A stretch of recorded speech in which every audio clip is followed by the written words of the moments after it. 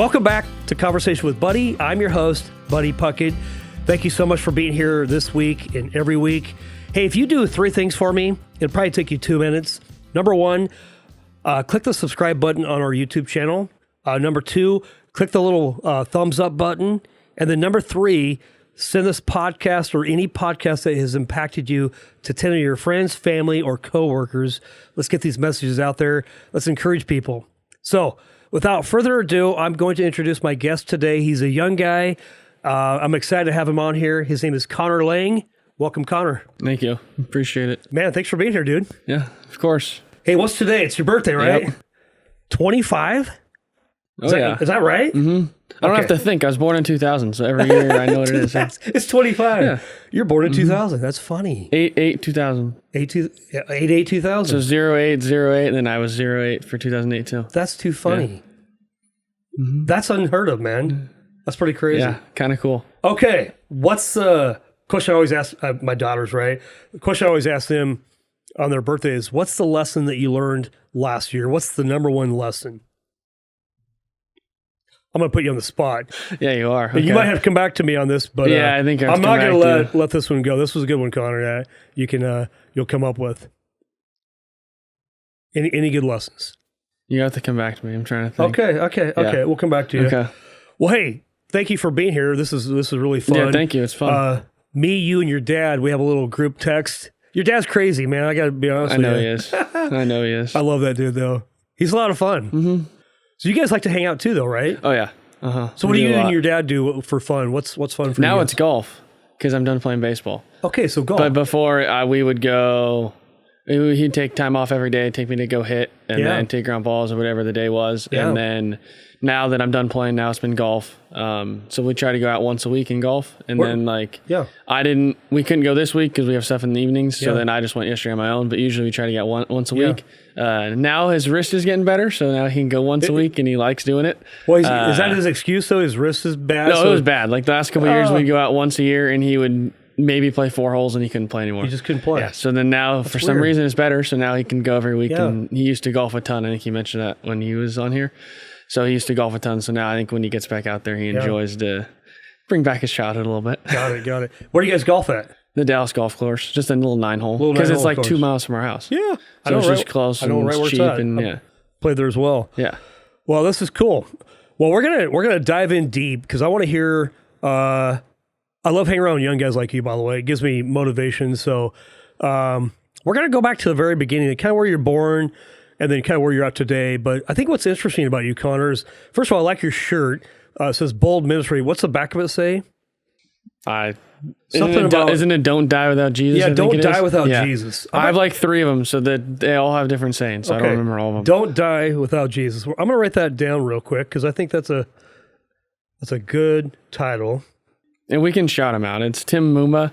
He makes his shirts, and then he gives them away for free, but he wears them into stores and everything, and if somebody sees him and likes a shirt, he'll give it away for free. So it's his way of just spreading the gospel. The gospel. So it's kind of a cool way to do it. And I have a couple now. Family has a couple. My girlfriend's family, her parents, because if he's a pastor, everybody has some. So it's kind of cool. So your girlfriend's parent or dad is a pastor? Yes.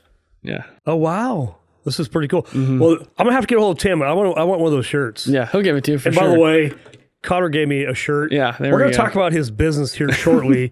And by the way, what's the name of your business? PicknPivot. PicknPivot. What is it exactly?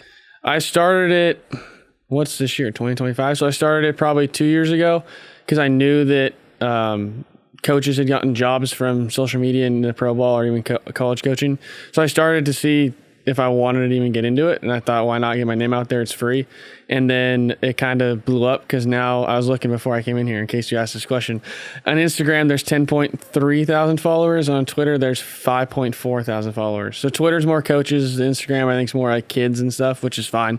But then the Twitter's what I want to do because of coaches, and it actually helped me get my job that I'm at now through it. So I just post like infield play and baseball, a little bit of softball, but mainly baseball stuff, and then it's just grown. I've been consistent with it. I think I post every Monday, Wednesday, Friday at 6:45 Pacific time in the morning, and then I just basically check it throughout the day, see if anybody likes it and stuff. But it's grown to way more than I ever thought it would grow to.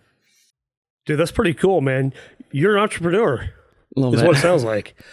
All right, let's go back to the very beginning. I mean, I can't wait to talk about your business and what your degree was in, and talk baseball, maybe a favorite player, stuff like that. But take me back to the very beginning. Where were you born, and how did your mom and dad impact you? Lincoln City, Oregon. Big city of Lincoln City. Yeah, on the coast. What the heck? Lincoln I thought City. you were from Dallas, man. No, So Lincoln City, Oregon, and then I think we moved here when I was like 3 or 4. But we lived there for the first couple of years. I did not know that, or maybe I forgot. There's some parts I don't remember. I know they moved up here before I was born, and then I think they moved back, and then I was born up here, and then I think we've been up here my whole life. Okay. And then I was there for like 2-3 years, had heart surgery when I was 3 months old over there, and then came to Dallas, I think at 3 or 4. Okay. It was then because of preschool, and then grew up in Dallas, went to Central High School, and then went off to college. Okay, so you said heart surgery. You also said you lived in Dallas, but you went to Central. Yeah. How'd that happen? So talk about heart surgery, and then how'd you get to Central? That's interesting. I live with my grandma, so because I was homeschooled, so I lived with her over in Monmouth, so I could go to school out there. Okay. And play sports out there. So Central's better than Dallas, is that what you're saying? There was some other stuff that went involved in all that. right, Yeah, all right. that probably doesn't have to be said. Yeah, that's fine. Yeah, I get it. So that's why I went over there, and then I played 4 years, obviously there. Yeah. Baseball 4. I played basketball first, and then I don't think I played it after that. But baseball 4, played varsity 3 of the 4 all year, and then my freshman year played half the year on varsity. No kidding. Yeah, and then I think I said earlier we won the state title my senior year. That's pretty cool. Yeah, that was pretty cool. What? So you're 3 years old. You had heart surgery. I was 3 months old when I had heart 3 months surgery. old. Yeah. What happened? I had a hole in my heart. I was born with a hole in my heart. Yeah. So then I don't know any of it because I'm so young. I have a scar on my left shoulder blade. Okay. But my mom, I guess, said I was acting weird and stuff. So they took me in and then figured out I had a hole in my heart. And then they repaired it with the aortic valve or something along those lines. I don't know all the science terms, but they repaired it with a valve from another part of my body, repaired it, and now it's completely closed. It's been closed probably for like 5 years now. Okay. So it never really affected me, but I just have a scar, and I was told I had heart surgery when I was 3 months old. No kidding. So it's kind of a cool story. That's but a great I don't story, know. man, but I don't really know anything outside of that. That's pretty cool. It's interesting from a spiritual standpoint. A lot of people have a hole in their heart, and only Jesus fills that too. So that's pretty cool. That's true, yeah. And then my mom and I were looking at pictures the other day, and there's actually a picture of me when I was like 6 months old, and there's a scar on my back. And I'd never seen it when I was that young. No so it's kidding. kind of cool to see that. Yeah. Because I was so small, the scar was so big. Right. And now the scar is big on my back now, but it's Right. not like, I don't see it all the time. Yeah. So it's kind of cool to Gotta have some scars, man. Yeah.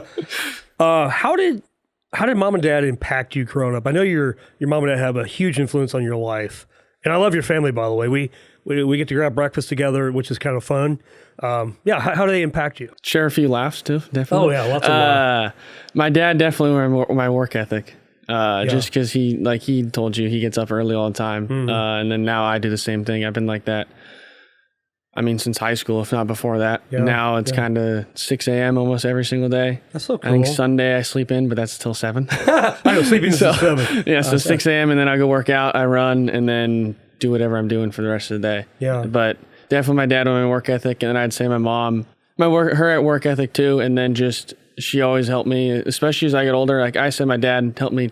He'd take me to the cage and stuff every day to hit, but then whatever reason, I didn't like hitting the pitching machine with him. Really? So then my mom would come up there and feed the machine. She'd be hiding behind the net and ducking, and so we'd always Your mom did. Yeah, That's my mom funny. did. So That's hilarious. we had some good times up there. So it was a good little mother-son bonding just through baseball. But it was fun because she would go up there, and I probably took a few years off her life, but it was scaring her with all the line drives. But it was fun. She loved it. And then I'd say the work ethic from both of them for sure. Yeah. I'm a mama's boy. I mean, I love my mom and I love my dad, but I think the bond you have with your mom is pretty special. Would you say you're a mama's boy? Yeah, I'd probably say that. Yeah, it's good, good man. Now we gotta love our moms, man. They have a lot more compassion. Dads are like, get up, rub dirt in it, let's go. Here we go. Oh yeah, there. You want a funny story for that? Yeah, that was I was in preschool, so kindergarten. 1 and 2, 4 or 5 years old. We were on the monkey bars at Lyle, and I was on like the high one, and I couldn't. I wanted to get down. I couldn't hold it any longer. And my 2 friends were over there, and my dad, I was like, hey dad, I need to get down. He's like, wait up, I'm talking. So I dropped because I can't hold any longer, and I fractured my wrist. But I I knew it was hurt, and I went home. He's like, I just put some ice on it. And my mom's like, no, we should take him to the hospital. And like 2 days go by, and I'm still hurting. We finally take me to the hospital, and I fractured my wrist. So I always blame him for that one, saying that he didn't listen and wanted to. So there, yeah, he told me to get back up, put some ice on it. But there's some actual pain in there. There's real reason I was hurt. It wasn't just faking it. So yeah. You know, a typical dad story, just put ice on it or rub dirt in it, whatever, man. But, well, that's cool. No, I love your mom and dad, great people. And okay, so you were homeschooled. Yeah. Interesting. From first grade till college. Till college. Yeah. Who homeschooled you? My mom. Your mom? Mm-hmm. I don't think I knew that story. Yeah. That's cool. I honestly, I love the idea of homeschooling. You probably learned a lot faster being homeschooled. Yeah, and I also liked it because I could, like I said, I could go hit my dad during the afternoon. I could go work out in the morning or whatever. I could start school at 7. I could start at 9. Like, I just had whatever I had to do for the day. Dude. I just had to get it done. So if I wanted to take the morning to go hit, because he could only go at 9 a.m., I'd go at 9, hit till 10 or whatever, come back to school. So it was just more flexible. And then I could get done early, go hit with him before practice, go to practice. Like, it was just way more flexible. So I could still work hard and do what I wanted to do, but then also realize, okay, I can just do it later in the day. So it almost prepared me for college before we even knew COVID was going to happen and go online. So it actually prepared me more than I ever thought. But I liked it because of the flexibility and just being able to go do the stuff that I love to do. What year did you graduate high school? 2019. So 2020, COVID, that was interesting. So, okay, so walk us through high school. You said you played. Walk me back through the sports you played. Baseball. 4 years of baseball and then 1 year basketball. Okay. I wasn't gonna play. I was not gonna play football. I was not big enough. I didn't want to get hit. Got it. Yeah. I don't blame you. I'll watch it. I just don't want to play it. Exactly. Okay.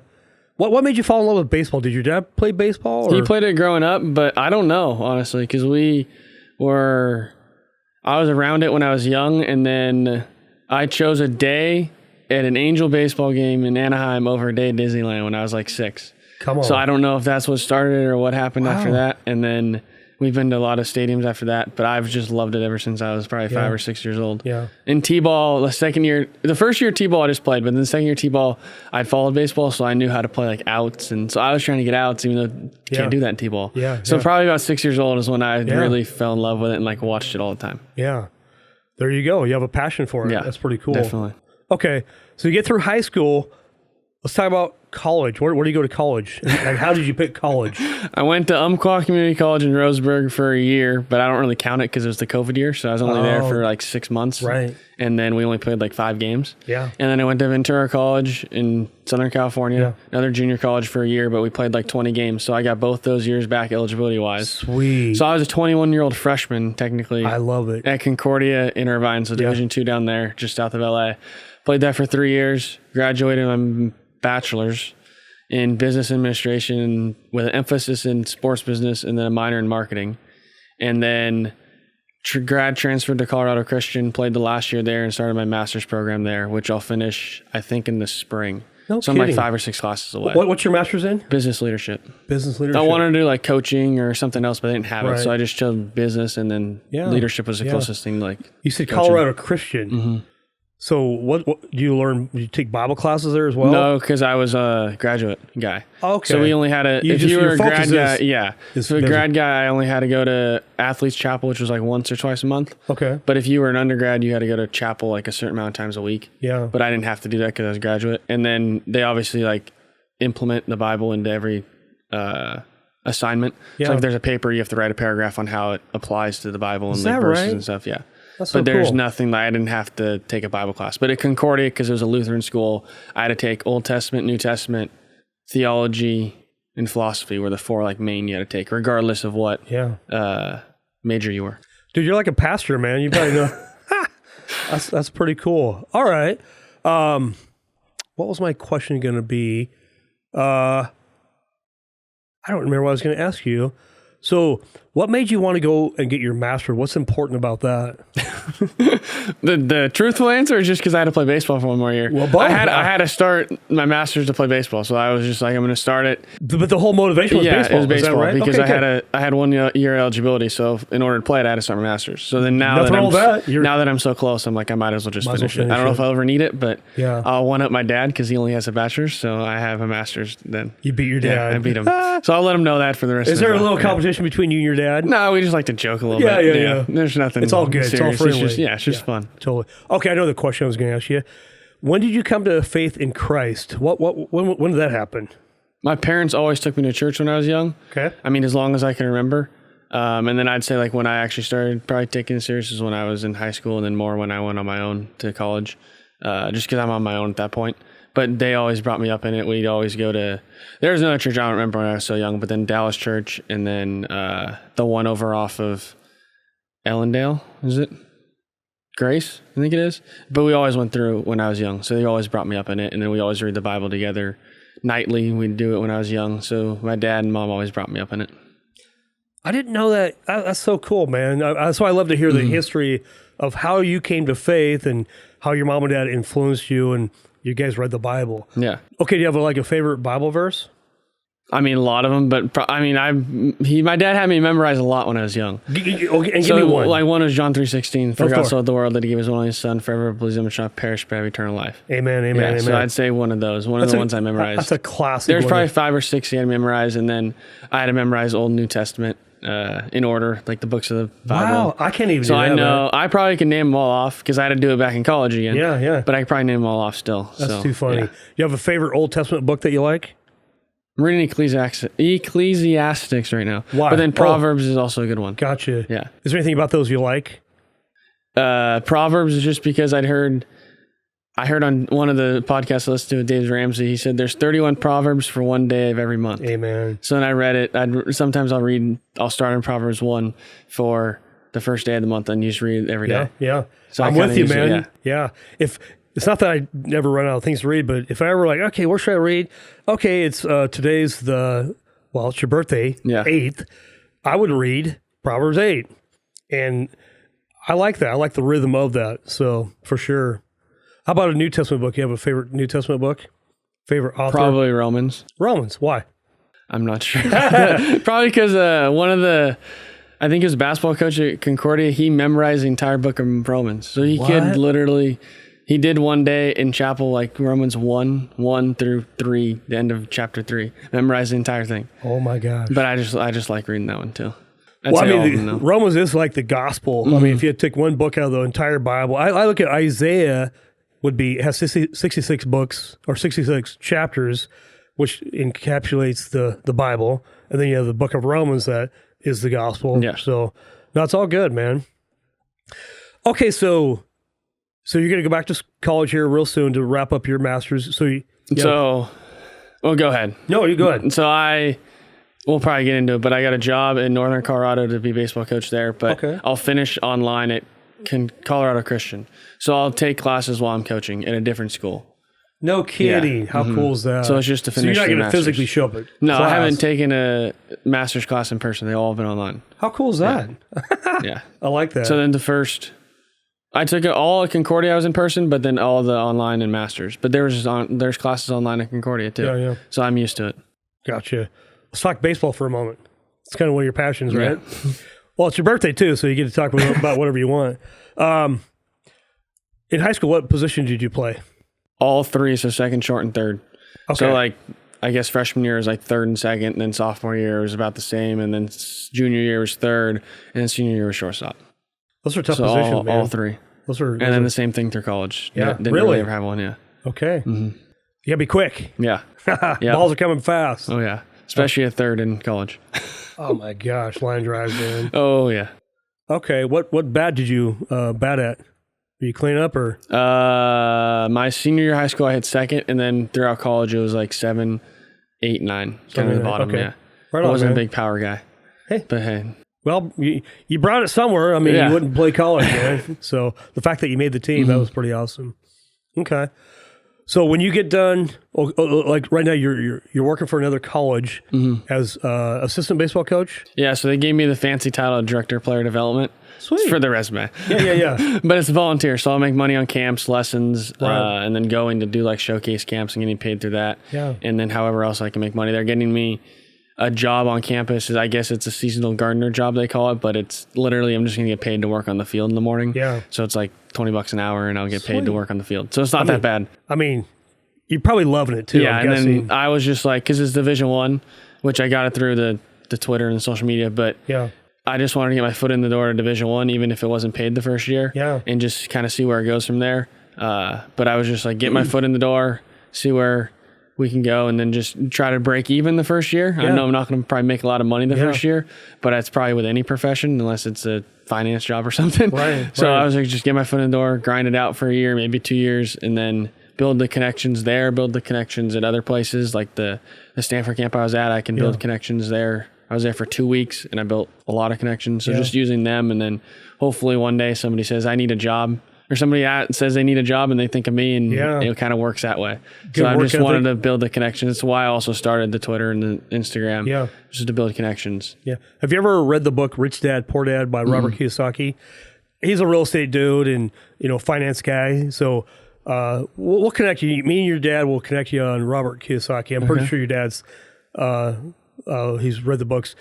But the thing he talks about, he goes, when you, instead of trying to make $1 working for somebody, go work for free for somebody and let them know who you are, get to know them exactly like you're doing. Yeah, it might feel like a step back, but I think you take 3 or 4 steps forward when it comes time to find the right job, building connections and stuff. So Robert Kiyosaki talks about that very thing in Rich Dad, Poor Dad. Great book, by the way. And then my dad he always told me that if you're one of the best in the world at what you do, the money will eventually come. 100%. So if I want to be the best in the world at coaching, then eventually it'll get paid off. I'll get paid in return, whether it's 5 years, 10 years, whatever amount of time down the line. You just got to put the time in and kind of grind it out for the first few years. But I'm not afraid to do it for a few years and kind of see where it goes. Yeah. There's a saying, so I've been in coaching. I've also been a coach, business that is. And the saying says this: sometimes you get paid now, sometimes you get paid later, but you always get paid. And you got to believe that. I think your dad's 100% right. Yeah. So put the time in, it'll all work out. So, all right, let's talk about, we're going to talk about relationships. So you have a girlfriend, is that true? How long have you been dating? Well, if I don't get this right, I'd probably be single. So 2.5 years on the 21st of this month. Come on, 2.5 years. That's a long time. How'd you meet this girl? At Concordia. At Concordia. You like her? Yeah. Do you ever think about marriage and stuff? Is it too young to think about marriage, or is that something you've been thinking about? I'm going to put you on the spot. She would say yes, but I would say I'm not ready for it. But eventually, yes. Okay, cool. Yeah. I think it's because I want to go start coaching and kind of get going in my job first, because she also graduated in December, so she has a job and everything. Okay. But yeah, eventually. And where does she live? In Visalia.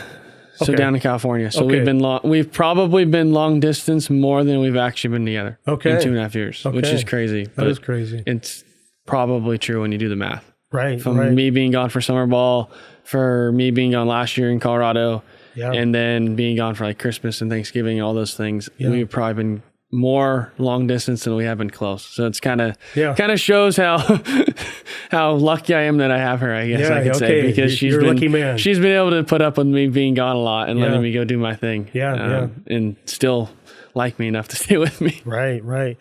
What would it take for a guy like you? I remember I dated my wife for 4.5 years, so I understand, we dated all the way through college, and I was on the 5-year plan. No, that did not include a master's. But, at some point in time, it's like, okay, I'm graduated. Okay, let's get married.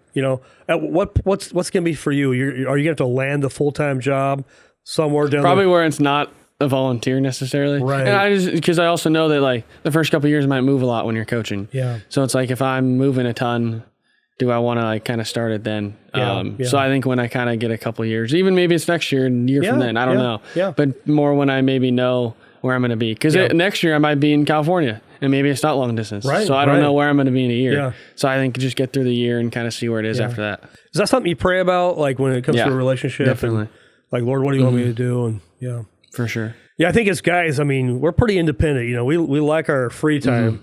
And we marry somebody who probably wants to spend more time with us, right?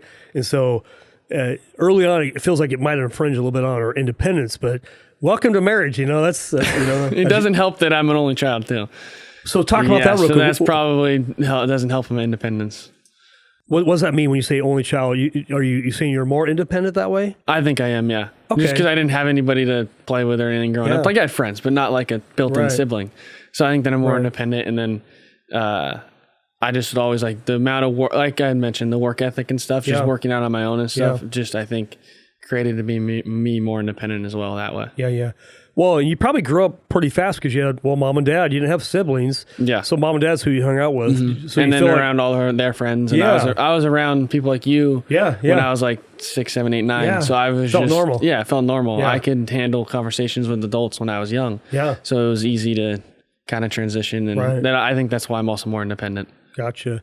Now, I know whenever we go out for breakfast with you guys, it feels very normal. You're just part of the conversation, and it's not awkward at all, and it shouldn't be. But that's pretty cool. But I've been around it, and then I obviously like my dad would make business calls, and I'd be in the car with him, and so I'd hear him talk to people. So that's probably all been part of how I've grown up. So that's probably why I am the way I am. You can probably talk the mortgage language, probably close to it. I also give him a hard time because I'm like him in the sense that I can talk to anybody. Yeah. So if I go to Stanford camp, I can make a conversation with anybody, and I'll just talk. I think it's a gift. It's a gift, but I just make fun of him because I got that gift from you, which is a good thing. Yeah. It's not a bad thing, but I got to make fun of him. You got to make fun of your dad, of course. We'll make fun of him as well. Yeah. Sorry, Jeff. We're going to make fun of you. No, it's fine. It's fine. No, I love your dad. Have you ever thought about getting the mortgage business? Is that something you'd ever want to do? No, I think if I couldn't coach or something, I would think about it. Okay. You would think about if you couldn't coach. couldn't do it, if I couldn't make enough money doing it, then maybe. Yeah. But no, I haven't really thought about it. Okay.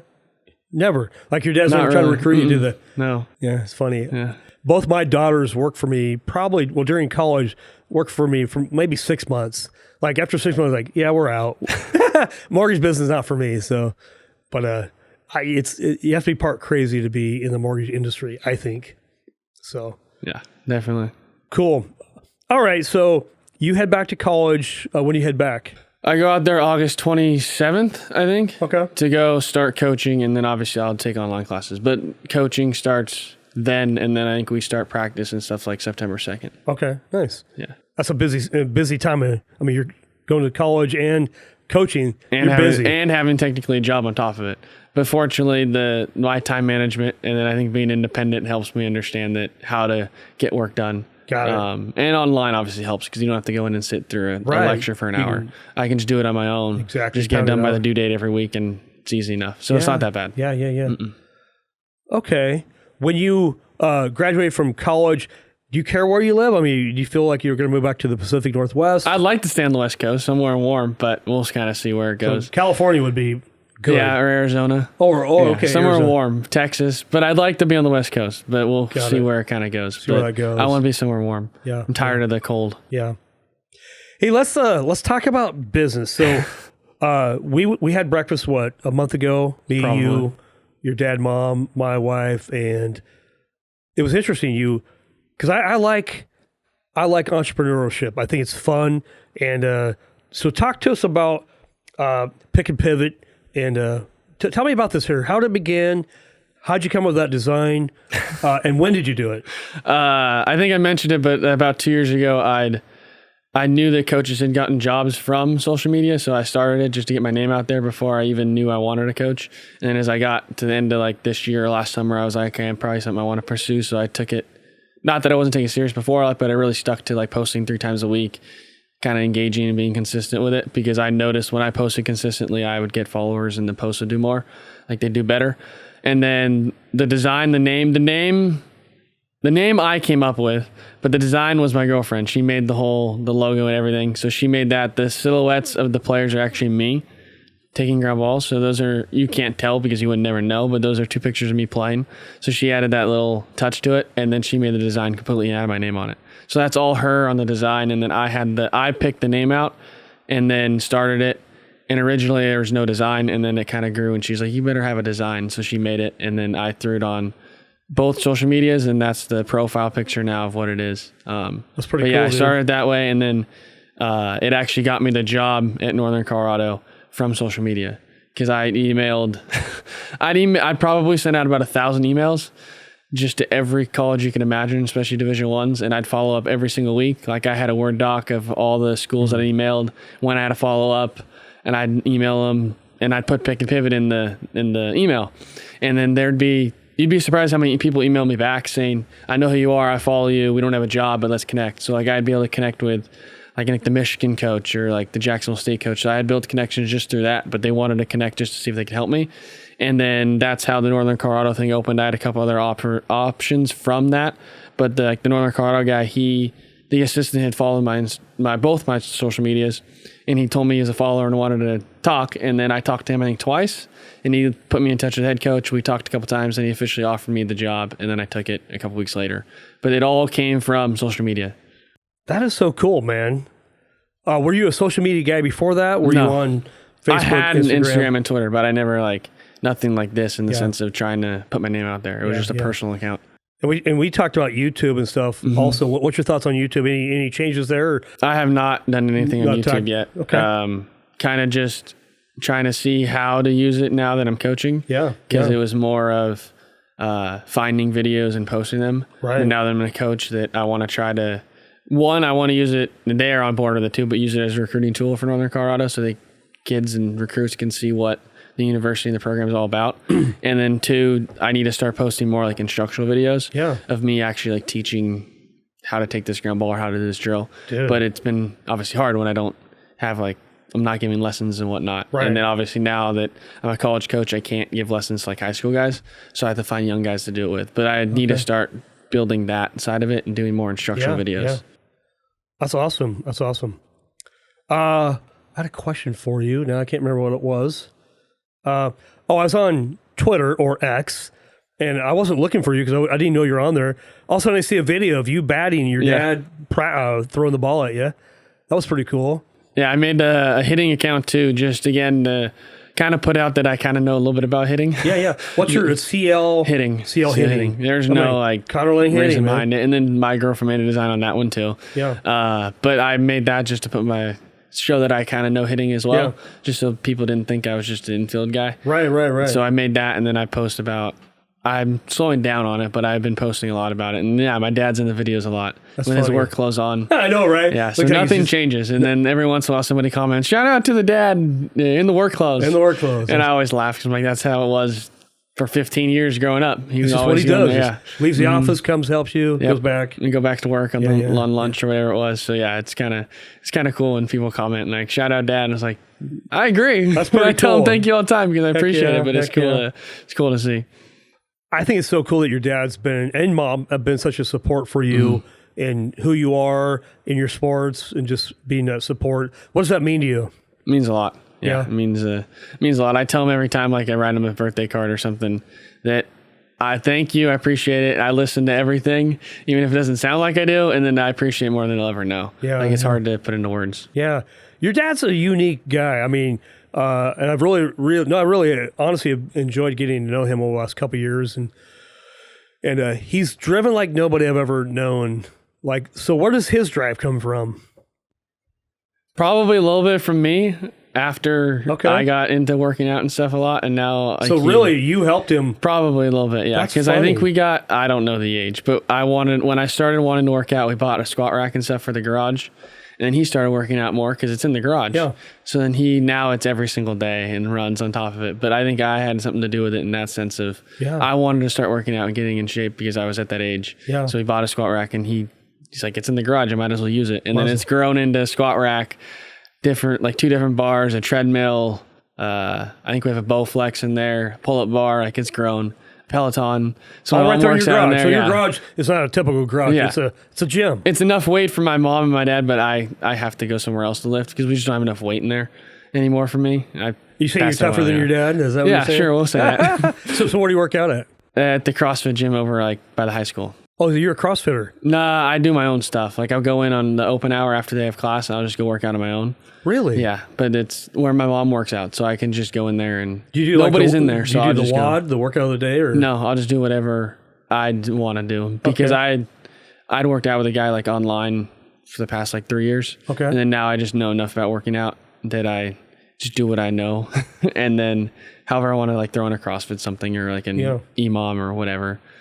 So, but yeah, I go there and then there's nobody in there, so I can turn the music however loud I want, or I don't have to have music on. Whatever. So it's kind of cool because it's the gym to myself. That is and so they have cool. way more stuff than I ever need. Yeah. But it's just cool because it's just myself. The garage opens up, so if it's sunny, I can pull up the garage. So it's kind of cool. Yeah. Wow. What's a typical workout look like for you? Is it always the same, or do you have leg day, arm day, upper body, lower body? I've been running more because I don't have a sport now. So I've been running more. I think I've ran in the last the last 75 days, I probably ran like 65 days.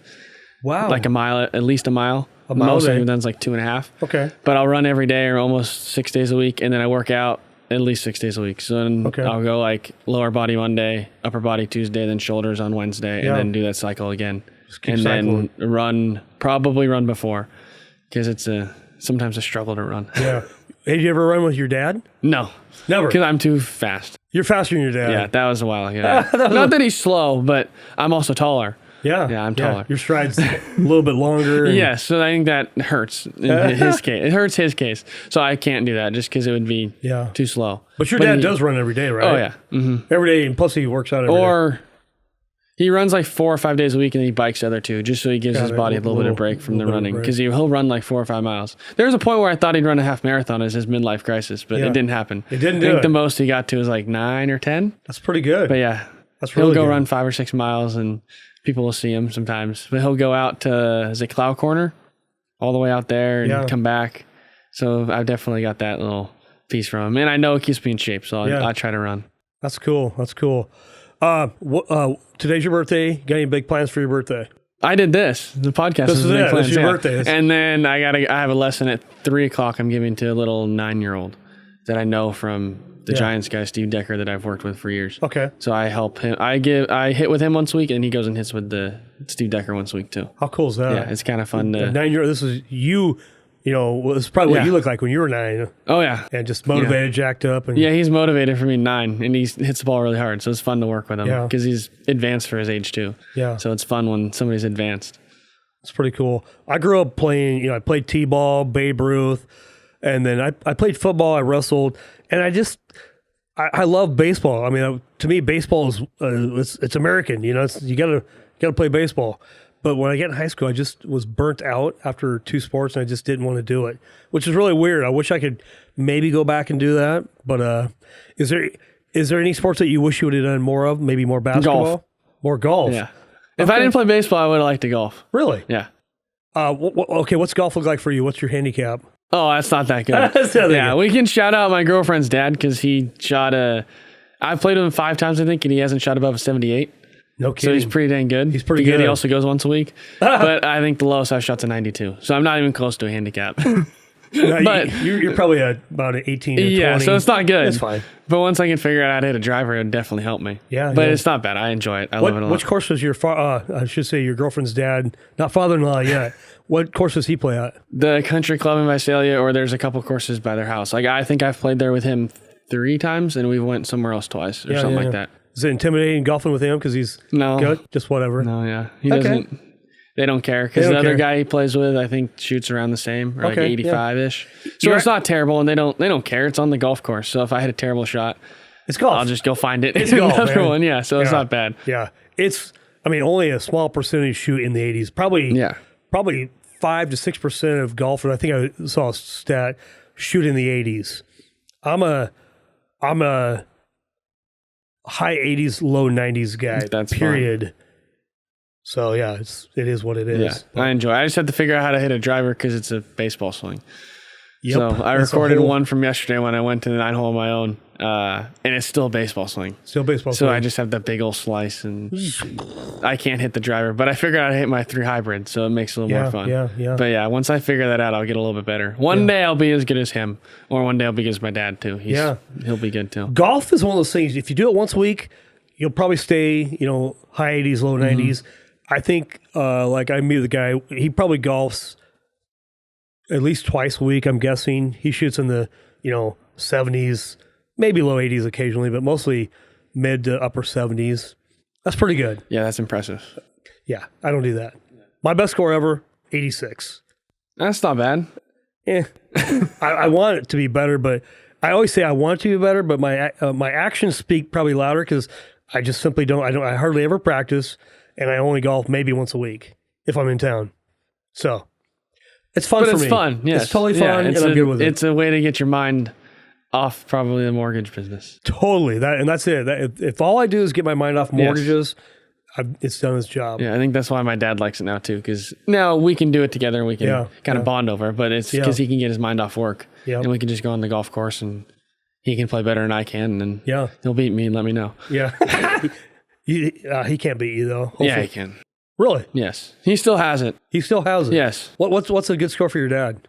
Well, he's only played 9 holes because of his wrist and stuff, but I think the last time we went, he shot like a 33 at the Dallas course, or 34. He is pretty good. Yeah, and that's playing once a year for the past like 5 years. Okay. So it's still built up from when he was young. That's interesting. Yeah, it's impressive. That is impressive. Yeah. Okay. We can cut that part out. No, it's fine. No, it's impressive. It's not bad because there's a couple of times he'll hit it when I was there last time. I'm like, you haven't played for how many years? And it's just perfect still. Just natural. Yeah, it's impressive. It's probably how I'll be with baseball, but it's fun to go out there with him. That's cool. Let's talk about, as you wrap up college, what do you hope to make of Pick and Pivot? Is this going to be something you're going all in on where you're going to make this a profession and a business? Is it something you're dabbling with? What's that look like? I think there's 2 ways it'll go. And I've been told from multiple people that you won't really know what you want to do until you get into coaching. Okay. So if I went the route of like coaching college or coaching pro ball, then the college route, that can still kind of stay and I can use it as a recruiting tool. But if I go into pro ball, I can't really use that. Yeah, you won't need it. Yeah, I can't use it. They will not let you post and stuff. Right. So like I could still run camps and stuff in the off season, but I wouldn't be able to post as much as I do now. So there's 2 routes I think it goes with that. If I didn't want to end up coaching, just kind of like give lessons or do that kind of side of the baseball business, like an academy or whatever that is, I could definitely use it. Yeah. But if I want to stay in the game in the sense of college or pro, then it just depends which way I go and how much I can use it. Do you think you would prefer to stay college or go to pro? I don't know. You're not there yet. Like I've been told you won't know till you get in it. Okay. The one thing that I've noticed from just a little bit of the college that I've talked to, that there's more of like the administrative side to it than you probably want to deal with, like transcripts and admissions and all that stuff. And I don't want to do that. I want to just coach baseball. Exactly. And I know that's how exactly it is in pro ball, but I also know that it's more cutthroat. It's a business. You can get fired a lot easier.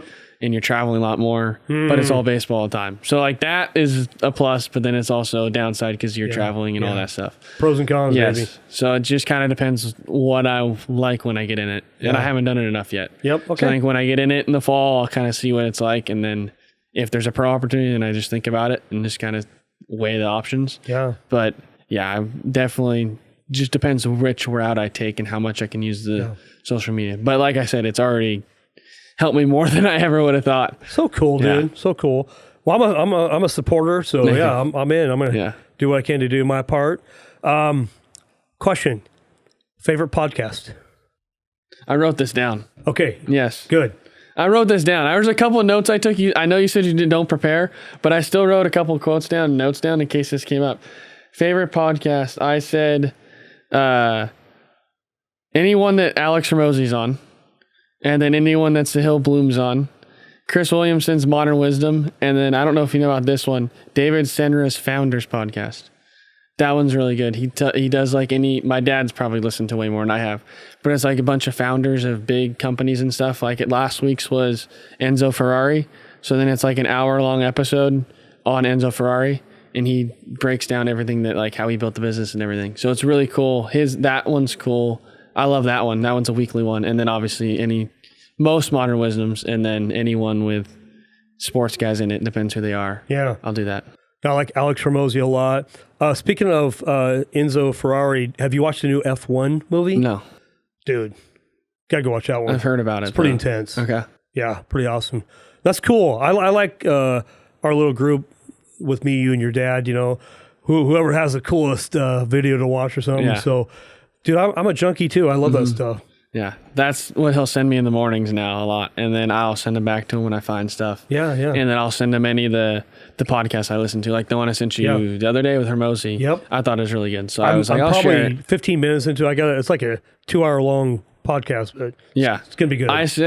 I told my dad yesterday, I was like, I think you can learn more off of that one than you can learn in a business class in college. Dude, I swear, I believe that 100%. Like, I truly believe you can learn more on sales and how to build a business on that one than I could if I ever learned that one podcast. On that one podcast in the 2.5 hours than I could have learned in 4 years of college.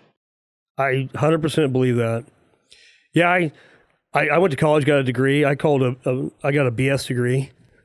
That's what I call it. Yeah. And here's the deal. You go to college and you go to a class that you don't want to go to, and then you have a day off and you go to another class and day off. But when you are business minded and you go to for me, I go to a lot of different trainings and conferences, and I have for 25 years. I'm a junkie. But in 3 days of just 8 hours a day, I can learn more in 3 days than I can in, I think, 4 years of college, just like you said. I agree. So even a podcast now for 2 hours is pretty incredible. So okay, favorite author? I wrote this down too. Okay, I was prepared. Yes. Okay. I wrote down my couple books. So it was 5 Types of Wealth from Sahil Bloom, Atomic Habits from James Clear, Man's Search for Meaning, Viktor Frankl. That was one of my dad's recommendations. Yeah. And so was Good to Great by Jim Collins. And then the 2 that I read for when I was playing was The Confident Mind by Nate Zinsner. And then the other 2 were just Relentless and Winning by Tim Grover, and then It Takes What It Takes and Getting to Neutral by Trevor Moawad. Dude, what's funny about that? I literally was going to go and find Trevor Moawad's book, It Takes What It Takes. Mm-hmm. That's what I was going to recommend to you, but you just beat me to it. Yeah. Because it's neutral thinking. Yes. I mean, not positive, not negative, just neutral. Like, you see professional golfers, I like watching those, like, hey, you had a great shot. Cool. Hey, I had a bad shot. Cool. Like, it's just business as usual. Yeah. So, he died, by the way. Yeah. In 2021 or 22. Well, it's weird. I had just read the book maybe in 2019, and then I found out he died. I'm like, what the heck? How did he die? Cancer. He was a young guy, too. He was, like 40s or something like that. Yeah. So he was the Alabama performance coach, right? And Russell Wilson's, I guess, was what he was most known for. Okay, interesting. Yes. So he coached Russell Wilson directly? Mm-hmm.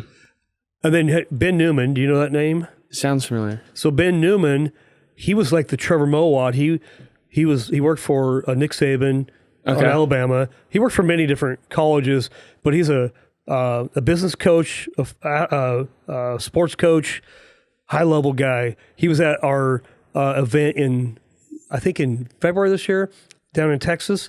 So Ben Newman was our keynote speaker. That's cool. Pretty cool. So he has a book called The Standard. The standard it's high level. That's just the standard. It's not whether I feel like going to work out, whether I don't feel like, no, it's the standard, and you do the standard. So that's like the illusion of choice from Trevor Moawad, that if you want to be great, there's no choices. It's just what you do to be great. What's the book called again? It's just his illusion. It's his phrase that they call it's illusion of choice. So if you want to be great, there's no choice. You either do it or you don't. Yeah. Illusion. So if you want to be whatever it is, if you want to be in shape, you either go work out or you don't. But there's no choice because you made a commitment to being in shape, so you go work out. I love that, dude. I could go back and actually read that book again. I've read it twice, I'm pretty sure. There's a couple that I'll go back and read through. How many books have you read, do you think? A lot, but they're all along those lines of like I don't know if you call them self-help, but maybe the motivational, psychology, motivational, whatever you want to say along those lines. Yeah. But a lot, probably over 100 now. Like that's one of the things I didn't ask for any for my birthday. But like Christmas, I'll say, here, Mom, there's 15 books I want. And then I'll read them. Like I think I got 8 for Christmas and I've read all 8 like within a couple months. Yeah. So what you asked for Christmas or your birthday is books? A lot of times now, Okay. Not for this birthday. I forgot about that. But for last Christmas, that was one of the big ones. I was like, I have 8 books. Here's 8 books. Do you prefer a physical book or Audible? I want a physical. My dad's opposite. He'll listen to it. Audible. Yeah. It's funny. I was only a physical book, and then it took me a long time to adopt Audible. And I didn't like listening to it, but then my wife and I went on a trip probably 5-6 years ago. We did this trip around Oregon, and we did it over like 6 days. And so she would listen to her book for half an hour. I listened to mine for a half hour. And literally, she got to hear what I'm listening to. I got to hear. It was actually the coolest thing. And so when we do road trips, we'll usually go an hour. That's cool. And so guess what? Audible. But I still like physical books. If you come to my house, on my kitchen counter is all the books I'm reading. And I don't read one book at a time. I read like 4 at a time. I'm that guy. Okay. What would be your advice for a guy like me who, that probably not the best way to do it. Well, how do you do it? I read it one at a time. You one at a time? Yeah. Period. But I like the physical because, like you said, there's books. So, like, we have a bookshelf upstairs that has, I think I probably read all of them now, but it has all my books. And then I don't remember who said it or something. Somewhere I heard it on a podcast that it was something like if you walk into, like, some of the smartest people's rooms, they always have books. Always. So I'm like, okay, well, I might as well get a physical book then. Yeah. So that's why I want physical books now. So whenever I move out, like officially, I'll take all my books and I'll put it somewhere in a bookshelf. Interesting. Here's an interesting thing. So in 2020, I had 3 coaches. You know, in the business world, ideally you're supposed to have a coach. You know, you have a baseball coach, you have a golf coach if you want to be elite. Well, in the business world, you don't have to have a coach. You can, but you don't have to. And so I would be hit and miss. But in 2020, I decided I'm all in. Why not get 3 coaches? I had a physical coach to work out with. I had an executive coach and a mortgage coach. It changed my life. My executive coach, what's interesting about him, he was probably mid-30s. I like this guy a lot. High level dude. He's probably read hundreds and hundreds of books because you know what? I don't look for new books to read. I just have the same 20 I cycle through. You know, James Clear, Atomic Habits. I thought, you know what? Because oftentimes I'm trying to read 3 books a month, so 36 books a year is kind of the goal. Okay. Some people do a lot more than that, so that's not that impressive. But am I just reading just to read, or am I actually reading to implement the lessons that I'm learning? And Darren Hardy, he's a motivational guy. Have you ever heard of him? I'm going to send you a video today. I literally would, every morning sends out a video. It's 3 to 5 minutes long. Because instead of reading 30 bucks a year or 100 bucks a year, why not just read one and implement it? I'm like, that's interesting. You haven't got to, but that's in the podcast that I sent with Hermosi. Okay. That's something about education. His definition is like, if you listen to that podcast and you don't change your behavior, it was just for entertainment. Right? Yeah. Well, check this out. If you read a book and you do not implement, you're no different than a guy who is blind and can't read. I like that one. I'm like, I like that one. That's interesting. Right? That's a good one. So that's really good. I'm guilty of just reading I got through the book. Well, I couldn't tell you what I learned, but I'm motivated. I like that. Now, so I've learned to slow down a little bit, like really be more intentional. Trust me, I got a long way to go. I got maybe ADD, so I tend to I don't want to read that book. I want to read this book. And so that is a challenge of mine. I'm getting better at, but I haven't conquered it yet. Like Warren Buffett. Do you know much about Warren Buffett? A little bit, yeah. Tell me what you know about Warren Buffett. Just he built Berkshire Hathaway. Yeah, Berkshire. And then was one of the bucks. richest guys in the world. But he pretty good investor. If you look at his calendar, like me and your dad, we probably have 100 things on our list and whatever. Warren Buffett has one thing on his list. That's it. And he only works on one thing until it's done to completion. I think that's pretty cool. Yeah. So it sounds to me you're kind of that guy too. Yeah, a little bit. Yeah, I'd definitely say so. Who taught you that? Probably my dad. I don't know. Could Jeff teach you that? I think Jeff's a little bit probably more wired like me, a little bit ADD, a little bit of this, a little bit of that, or is he a one-track guy? No, okay, I'll say my mom. Your mom, yeah, okay. Definitely more. Okay. I didn't really think about that. No, I'd definitely say my mom then. I wouldn't give your dad too much credit here, man. Come on. This is on live camera and all that. No, I'd say my mom because she could do one thing and just do it till it's done. Yeah. If we don't I don't have the patience and my dad doesn't have the patience to build a bookshelf, but she could do it until it's done and nothing else matters. Isn't that interesting? Yeah. See, I love people like that. That is not how I'm wired. I wish I was like that. I need to learn how to be. I'm working to be that person, but I'm going to work at reading one book at a time. You know, I typically always read my Bible every morning. That's one thing I do. But then my goal during each month would be read one marriage book and 2 self-help books or motivational books, typically mortgage related or business related, and maybe throw in a podcast. You know, I'm a junkie for podcasts, as you probably already know. So I'm learning to be like you, man. So it might be scary. Hey, I don't know. I love it. I'm probably a little too driven and stuff, but I'll have to learn how to back off at some point. I'll have to learn how to balance a little bit at some point. I already know that's going to be an issue.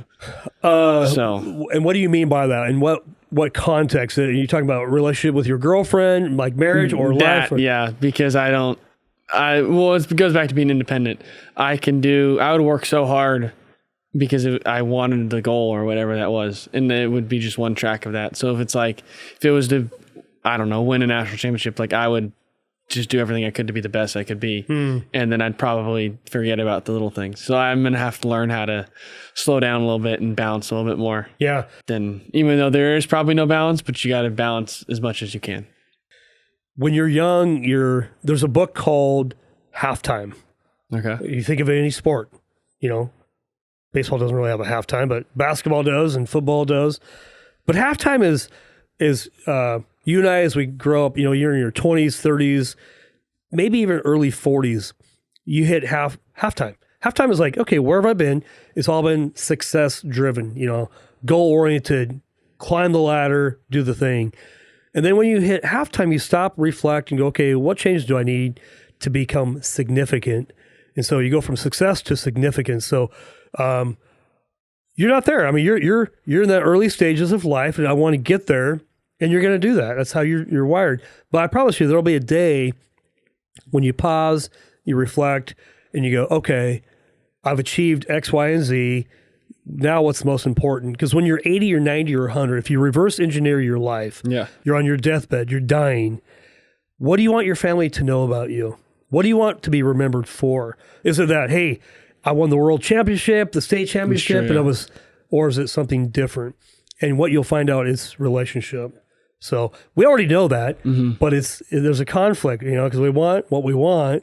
And so... That's why I know that I'll have to learn how to balance. Yeah. Because you thought my dad was probably driven and stuff. I'm more to an extreme. That's interesting. And I know that. So I know that I'll be a tough learning curve for me.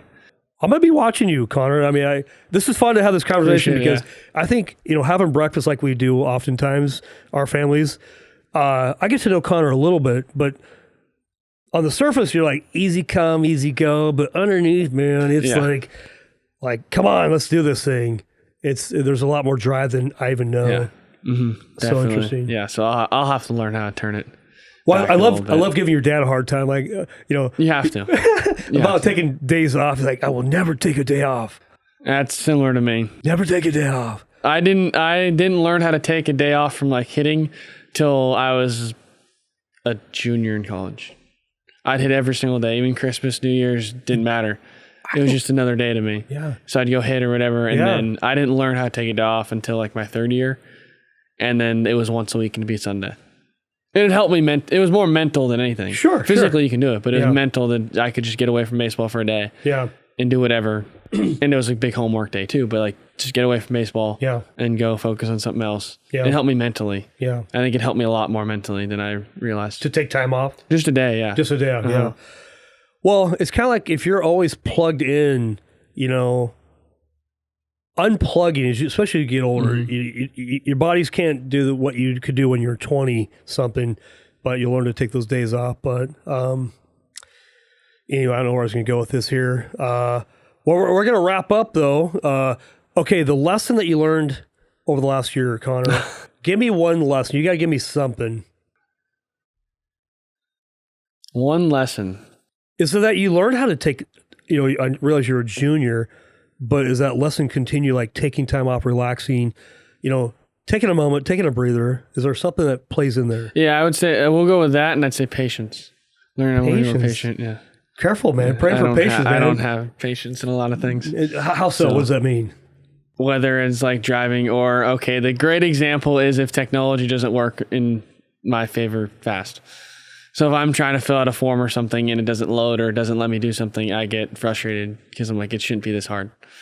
So I need to learn how to be patient. Yeah. And then I would say also learn how to take a day off or like unplugging for a day, even if it's a couple hours, like golf, like you said, golf for 3 hours or whatever. That's your unplug for the week. Yeah. A quick lesson I learned probably after the '08 crash. Those were really rough times. You were young. You wouldn't know. I was 8. You're 8. Yeah. That's right. You're 8 years old. 2000. Don't have to think. Yeah. So here you go.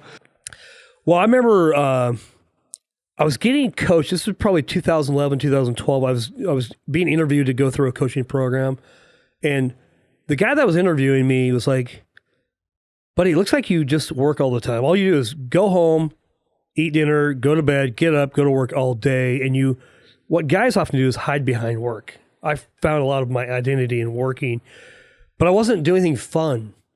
And so I decided, one of the challenges that he gave me was, you need to take a day and go do something fun.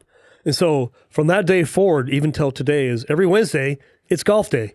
I might work a little bit in the morning. I usually do a Bible study in the morning on Wednesdays, but really Wednesdays, I don't really work much. And then at 2 o'clock, I head to the golf course. 3 o'clock, we tee off. We only golf 9 holes, nothing fancy. And I do it we used to have 4 guys, now we have about 8.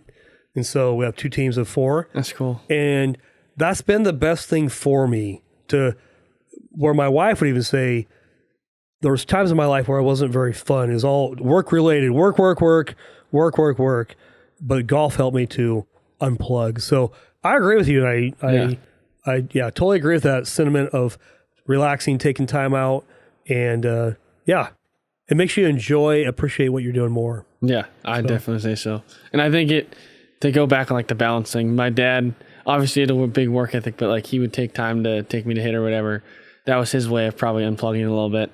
And then he always found time to be home and on time and spend time with us, my mom and I. Yeah. So it's still, even though he worked a lot, he still found time and was present with us. Yeah. So it was, to go back. Well, I think to your point, you said work-life balance. Is there really such a thing? Because really, if I'm at work for 8 or 10 hours a day, I may or may not be with you 8 or 10 hours, your kids, but the quality time that you are there, whether it's a half an hour or an hour, it's very intentional. Yeah. And I think that's really what matters, because work-life balance, a lot of people say there's no such thing, and I would kind of agree, but it's intentionality. Yeah. Are you intentional about spending time with, and I can tell your dad loves, your mom and dad love hanging out with you. Because like my dad would say, I think he probably told you, but like he would wake up in the morning, do his routine, and then when I was young, like 7 to 8 would be our time to play or whatever. Yeah. So I'd always wake up 7:15, I'd get 45 minutes with my dad to do whatever we wanted to do, and come home, go hit in the day, and then come home, and then it'd be kind of be the same thing after dinner. Yeah. So just to know that he was intentional with his time. And then whether that was a vacation, like even if we took a vacation to say, well, I guess Hawaii, it's easier, but like if you go to Disneyland, he'd work in the morning, get up, work early in the morning, then go do something. He'd find time to work, but he'd work before we were up. So then when we were up, he could be present with us, and then he could go find little times throughout the day to work. Yeah. So I've learned it from him a little bit, but I know that I'm still to the extreme. It's okay. But God wired you a certain way. And that's there's a reason for it. I just haven't figured it out yet. Exactly. And that's why I love it. I mean, we're all wired differently a little bit. We just have to appreciate how God wired us and learn how to use it to, as the gift that He's given you, and to honor Him and love on each other. So life isn't perfect, though. No. So not even close. Well, brother, we're going to wrap up. Hope you have a wonderful birthday. Thank you. Appreciate it. Thank you for being here this week. We appreciate you. If you ever want to be on the podcast, I'd love to have a conversation with you. And just keep showing up every week. Hopefully you're encouraged, inspired. I hope you love this story from Connor, a young man who's driven, who's passionate about Jesus.